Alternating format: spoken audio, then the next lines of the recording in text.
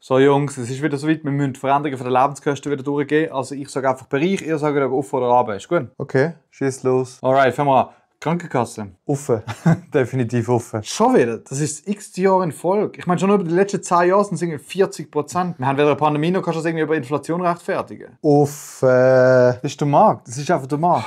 Okay. Nächster Punkt, Lebensmittel. Offen. Steuern. Come on. Okay, und Miete. Offen. Hey, komm, wir machen den Referenzzinssatz so 1-2 Mal ab, dass sich Hoffnungen machen. Aber dann, wenn sie zügeln wollen, Bam! 20% Mieterhöhung. der Markt. Das ist der Markt. Ja. Das ist einfach der Markt. Okay, und was ist mit den Löhnen? Gehen wenigstens die ein bisschen auf, dass die Leute das so ein bisschen ausgleichen können? Also von der Geschäftsleiter? Nein. Vom Verwaltungsrat? Nein. Nein, dann nicht. Das ist einfach der Markt. Ja. Sorry, das ist einfach der Markt. Komm mal, ich kann doch nicht einfach immer dem Markt die Schuld geben. Aha, nein, diesmal nicht der Markt. Der Markt, der macht Löhne.